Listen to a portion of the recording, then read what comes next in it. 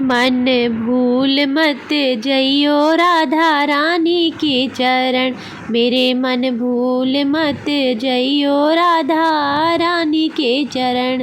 राधा रानी के चरण श्यामा प्यारी के चरण, राधा रानी के चरण श्यामा प्यारी के चरण। मन भूल मत जइयो राधा रानी के चरण। राधे राधे, कैसे हैं आप सब? आप सभी को राधा अष्टमी की ढेर सारी शुभकामनाएं। तो आज है हमारी लाडली जू का प्राकट्य दिवस। सुबह से ही बहुत अच्छा लग रहा था। कुछ त्यौहार होता है तो अच्छा लगता है, और सबसे ज़्यादा अच्छा तब लगता है जब हमारे ठाकुर जी और राधा रानी का कुछ त्यौहार होता है।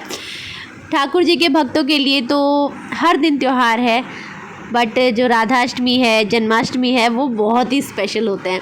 तो आज हमारी लाडली जू का जन्मदिन ही बोलते हैं नॉर्मली, बट उनका प्राकट्य दिवस है। प्रकट हुई थी राधा रानी, उन्होंने जन्म नहीं लिया था। तो आज सुबह सुबह सबसे पहले मैंने अपने लाडली और अपने लड्डू गोपाल जी को स्नान करवाया। तो स्नान में मैंने पहले उनको साफ जल से स्नान करवाया था, उसके बाद फिर मैंने उनको पंचामृत से स्नान करवाया। पंचामृत की सारी सामग्री मैंने एक लोटे में एक साथ ही मिला दी थी। मैंने अलग अलग से उनको स्नान नहीं करवाया था। मुझे ना जल्दी भी हो रही थी, क्योंकि अभी क्रियांश सो रहा था। वो उठ जाता तो फिर मुझे अच्छे से करने नहीं देता। अभी वो सोया ना तो बहुत तसल्ली से मेरे काम होने वाले हैं, मुझे ऐसा लग रहा है।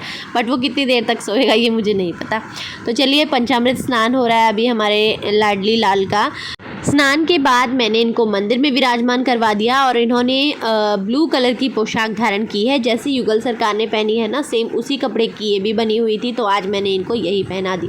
मैं एक और कलर की पोशाक लाई थी, इससे डार्क कलर था, ब्लू में ही था, बट मेरे पास टाइम ही नहीं हो पाया। मैंने उसका लाइनिंग भी मंगवाई थी और नेट में था वो, बट फिर भी था लाडली जी को नहीं पहनना होगा, शायद यही पोशाक पहननी होगी।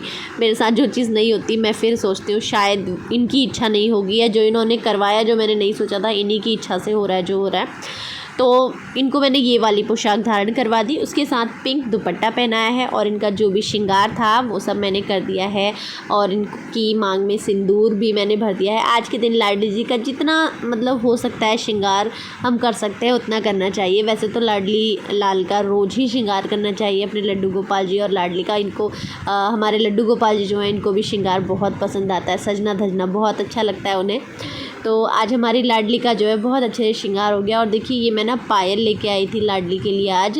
तो ये पायल पहले मैंने ना चांदी की सोचा था बनाऊंगी, बट चांदी के ना इनके पाँव में मैंने कड़े पहना रखे हैं, तो अब पता नहीं मिलती हैं, स्पेशली बनवानी पड़ेंगी। मैंने जब सुनार से पूछा था ना, तो वो कहते हैं इतनी छोटी पायल अभी नहीं बन पाएगी। तो फिर उसके बाद ज़्यादा मैंने वो पूछा नहीं। देखते हैं लाडली जी हमारी कब पायल बनवाती हैं। बहुत छोटे छोटे से पाँव हैं इनके, तो देखते हैं, वो ऑर्डर देने पे ही बनेगी। तो स्नान श्रृंगार करने के बाद मैं आरती कर ले रही हूँ यहाँ पे, और जिस चीज़ का मुझे डर था वही चीज़ हो गई। क्रेयांश उठ गया है, और थोड़ी देर तो वो रोया, उसके पास में बैठी, उसे चुप कराया। उसके बाद अब मैं पूजा कर रही थी, आरती कर रही थी। तो स्नान श्रृंगार और पूजा हो चुकी है, और अब मैं इनके लिए भोग की तैयारी शुरू करती हूँ। जो मैंने सोचा है, देखते हैं बना पाती हूँ कि नहीं, क्योंकि जब बाबू उठ जाता है तो उसके बाद फिर मुझे बहुत सारे काम करना मुश्किल होता है। जितना जल्दी हो सकता है, जितना शॉर्ट में हो सकता है, मैं वो काम निपटाती हूँ। तो अब मेरा सबसे बड़ा काम रह गया भोग तैयार करना, और वो भी क्रियांश के साथ। तो उसके लिए ना मैंने बाहर टीवी चला दिया था, ताकि वो थोड़ी देर उसमें उलझा रहे, अपनी राइम्स वगैरह देखता रहे, और मुझे टाइम मिल जाए फटाफट से खाना बनाने का। भोग में मैं तैयार कर रही हूँ मेरी लाडली की फेवरेट अरबी की सब्ज़ी। तो अरबी की सब्ज़ी मैं सूखी बनाऊँगी, सिंपल सी, तो उसको मैं तैयार कर ले रही हूँ। और उससे पहले मैंने ना अपने हाथों में सरसों का तेल लगा लिया, क्योंकि अरबी कच्चे छिलने में ना हाथों में खुजली होने लगती है। तो अरबी मैंने काट के तैयार कर ली है, और इसको मैं अब अच्छे से 3-4 पानी में धो दूँगी, क्योंकि इसकी जो चिकनाहट है ना वो थोड़ी कम हो जाएगी। तो सूखी सब्ज़ी बनने में बहुत ज़्यादा अच्छी लगती है, और वो चिपचिपी भी नहीं बनती। तो सब्ज़ी मैंने बनने के लिए रख दी है, और इस तरफ मैं कड़ी के लिए तैयारी कर लूँगी। तो मैंने दही लिया है, दही से मैं कड़ी बनाने वाली हूँ। तो ठाकुर जी का प्रिय भोग कड़ी बन रहा है। हमारे यहाँ पे इसको झोली बोलते हैं, वैसे उत्तराखंड में झोली, भात चावल और कड़ी को। तो देखो, अरबी की सब्ज़ी बन के तैयार है। सूखी अरबी की सब्ज़ी बनाई है, जो कि बहुत ही टेस्टी होती है। अब हमारी राधा रानी को कैसी लगती है वो तो जब उनको भोग लगेगा तभी पता चलेगा। और यहाँ पे मैं खीर भी बनाने वाली हूँ, तो खीर की भी मैं तैयारी कर रही हूँ साथ में। और कढ़ाई में कड़ी बनने के लिए मैंने रख दी है। कोई भी त्यौहार होता है ना, तो उसमें काम करने की अलग ही खुशी मिलती है, क्योंकि जो हमारे हमारे ठाकुर जी और राधा रानी के लिए स्पेशली चीज़ें करते हैं हम लोग। तो मैं भी फटाफट से सारा काम कर ले रही थी, भोग लगाऊंगी।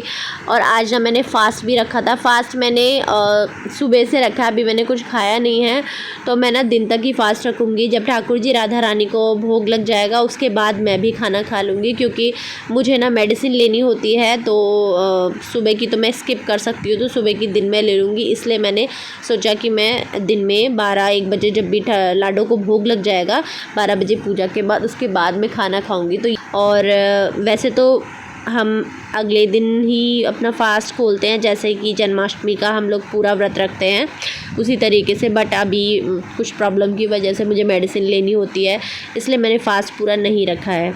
थोड़ा सा मेरा ध्यान इधर उधर हुआ नहीं, खीर में जो दूध डाल रखा था ना, सारा दूध उबाल मार के बाहर आ गया। तो थोड़ी सी लापरवाही होती है ना दूध के लिए, तो दूध बाहर आ जाता है। तो देखो कुकर में भी सारा दूध का वो जल गया है। तो खीर भी मेरी बनके रेडी हो गई है। खाना बनाते वक्त जो पूरी किचन फैल जाती है ना अच्छे से, तो उसको मैं समेट के थोड़ा किचन साफ़ सफाई कर लेती हूँ। उसके बाद फिर मैं लास्ट में ठाकुर जी के लिए पूड़ियाँ बनाऊँगी, भोग लगाऊँगी राधा रानी और ठाकुर जी को। जैसी पूड़ी बनाने लगी, क्रियांश टीवी छोड़ के यहीं आ गया, बोर हो गया वो टीवी देख के। तो गोद के लिए ज़िद कर रहा था, तो थोड़ी देर मैंने उसको कैमरा दिखाया, वो वैसे ही खुश होकर चला गया फिर से। तो मैंने फटाफट से पूड़ियाँ बनाई, और पूड़ियाँ बना के मैंने ठाकुर जी की भोग की थाली तैयार कर ली है। फाइनली मैंने भोग तैयार कर लिया। मुझे लग रहा था कि बाबू उठ गया तो थोड़ा दिक्कत होगी मुझे, बट फिर भी ज़्यादा परेशान नहीं किया उसने। मैंने भोग की थाली लगाई और जो भी चीज़ें बनाई थी ठाकुर जी के लिए और राधा रानी के लिए थाली में परोसा और उनको भोग लगाया। बहुत ही अच्छा लगा, मन बहुत खुश हो जाता है ऐसा करके। ठाकुर जी राधा रानी के लिए हम कुछ बना रहे हैं, उनको समर्पित कर रहे हैं, तो बहुत ही अच्छा लगता है। रोज़ तो हम करते ही हैं, किसी त्यौहार के दिन स्पेशल चीज़ें उनके लिए, कुछ पकवान उनके लिए बना रहे हैं, तो और भी ज़्यादा अच्छा लगता है। पूजा करने के बाद भोग वगैरह लग चुका था और अब ना आराम से मैंने राधा नाम का माला जाप किया, जिससे कि मुझे बहुत खुशी मिलती है। आप भी कभी घर में ट्राई करें जब आपका माइंड रिलैक्स ना हो। वैसे तो नॉर्मली हमें रोज़ जाप करना चाहिए, बट जब हम परेशान हो, थोड़ा दिमाग भारी सा हो रखा हो किसी चीज़ को सोचते हुए या कुछ परेशान हो, तो ना आप राधा नाम ज़रूर सुमिरन करें। सच में आपको बहुत ज़्यादा रिलैक्स मिलेगा। मैं भी ऐसा ही करती हूँ, और जब मैं जाप करती हूँ उसके बाद मुझे इतना फ्री फील होता है ना, बहुत अच्छा लगता है। तो ऐसे ही बहुत ही सिंपल तरीके से मैंने राधाष्टमी घर में सेलिब्रेट की। आपको कैसा लगा मुझे कमेंट करके ज़रूर बताना। वीडियो को लाइक करना और चैनल को सब्सक्राइब करना जिन्होंने नहीं किया है। श्री राधे। तो राधा रानी के लिए एक प्यारा सा भजन। मेरी लाडली के जैसा कोई दूसरा नहीं है, मेरी लाडली के जैसा कोई दूसरा नहीं है।